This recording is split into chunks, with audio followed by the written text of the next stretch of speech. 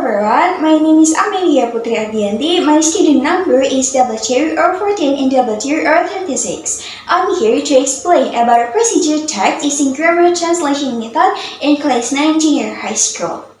The reason why the students should learn about a procedure text is learning a procedure text in class 9 is one of the important materials in English language. Text procedure aim to provide guidance to readers in performing an action or activity a problem. This material can be taught using various methods, one of which is the grammar translation method. The grammar translation method, or GTM, is one of the oldest and most widely used language teaching methods. It focuses on learning grammar and vocabulary through translating text from the search language to the target language. Although GTM, or grammar translation method, has been widely criticized for its lack of emphasis on communication and natural language use. It still has some advantage, especially in terms of developing grammar and vocabulary understanding. And the next is I will explain about the activities of GCOT, or joint construction of text, and ICOT, independent construction of the text. In the GCOT stage, students are divided into three levels, namely higher level students, mid-level students, and the last one is lower level students. Then divide into smaller groups. Each level given three examples of text, then students are able to identify the description, the social function, the structure, and the last one is the language feature. The text will provided by the teacher. Because it emphasizes understanding, the assessment will be given in the form of multiple choice and must be done within 15 minutes. Similarly, in the ICOT assessment, student will be given two text example, then work on multiple choice within 15 minutes.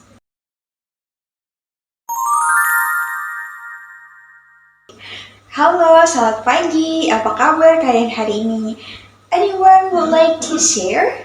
Ada yang ingin menceritakan pada teman-temannya? Alright, before we start our class, let's pray together. Pray begin. Baiklah, sebelum memulai pembelajaran pada hari ini, mari kita berdoa terlebih dahulu. Berdoa, disilakan. Okay, let's get energized for learning today. Baiklah, mari kita mulai pembelajaran hari ini. Today, we will learn about a procedure text. Hari ini, kita akan belajar mengenai procedure text.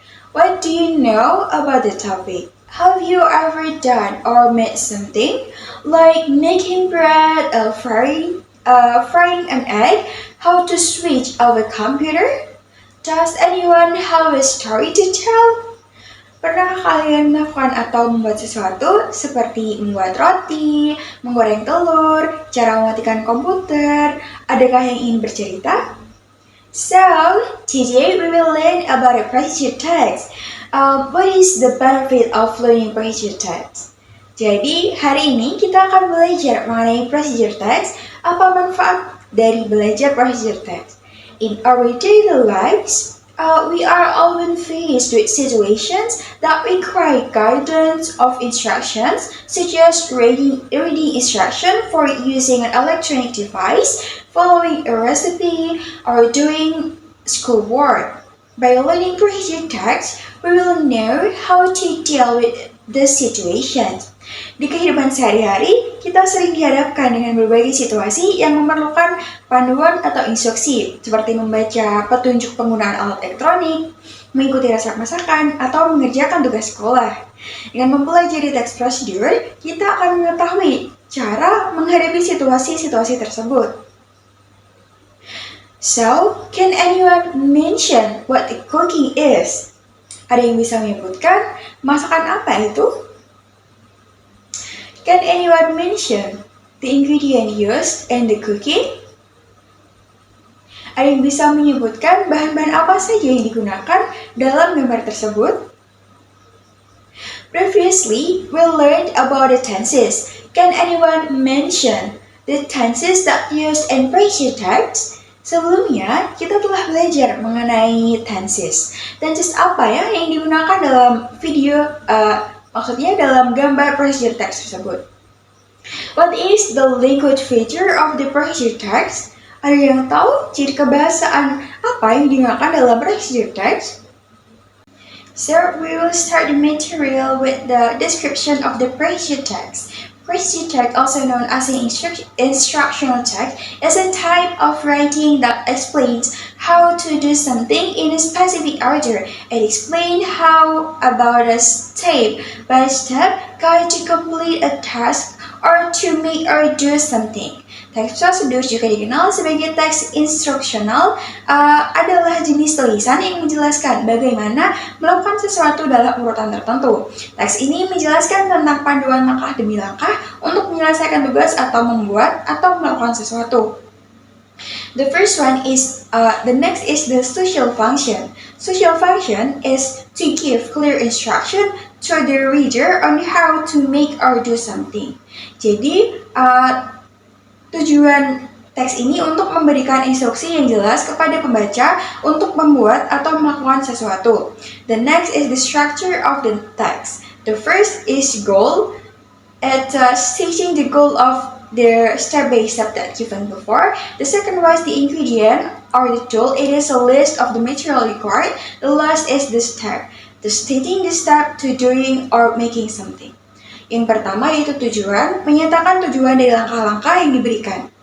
Yang kedua, bahan atau alat merupakan daftar bahan yang dibutuhkan. Yang ketiga, langkah-langkah atau metode, menyatakan langkah-langkah untuk melakukan atau membuat sesuatu. And the last one is the language feature of the pressure text. The first one, the pressure text is using simple present tense. Teks prosedur menggunakan tenses yaitu simple present tense. The second one is using adverbial of sequence. Teks prosedur menggunakan kata keterangan. The next is using noun or group noun. Jadi teks prosedur juga menggunakan kata benda. And the last one is using imperative sentence. Yang terakhir, teks prosedur juga menggunakan kalimat perintah.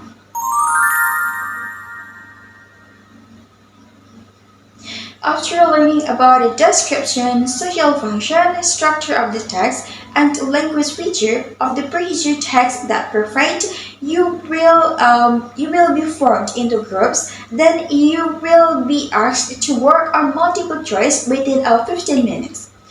Discuss carefully and make sure the answer you choose are correct. Setelah mempelajari deskripsi fungsi sosial, struktur teks, dan ciri kebahasaan dari teks prosedur, kalian akan dibentuk menjadi beberapa kelompok. Kemudian, kalian akan diminta mengerjakan soal dalam bentuk multiple choice dalam waktu 15 menit. Diskusikan secara seksama dan pastikan bahwa jawaban yang kalian pilih benar. After doing multiple choice in groups, you will be asked to do multiple choice on your own. The question will be given after this. Setelah mengerjakan multiple choice secara berkelompok, kalian akan diminta mengerjakan multiple choice secara mandiri. Soal akan diberikan setelah ini. Okay, before we close the class today, let's review what we've learned. Baiklah, sebelum kita tutup kelas pada hari ini, mari kita review kembali materi yang telah kita pelajari. What are the key points from today's discussion? Apa yang menjadi poin-poin penting dari pembahasan hari ini? Are there any questions you still want to ask? Apakah ada pertanyaan yang masih ingin diajukan? I was very impressed with the discussion we had today. Many interesting ideas came up. Saya sangat terkesan dengan diskusi kita kali ini. Banyak ide menarik yang muncul. I'm glad to see that you all actively participated into this lesson. Saya sangat senang melihat kalian semua berpartisipasi aktif dalam pembelajaran hari ini. For our next meeting, we will discuss a narrative text. Untuk pertemuan selanjutnya, kita akan membahas mengenai narrative text. Before closing the class, let's play first. Be careful on the road and don't forget to study at home later. Sebelum menutup kelas, mari kita berdoa terlebih dahulu. Hati-hati di jalan dan jangan lupa belajar di rumah. See you all, sampai jumpa semuanya.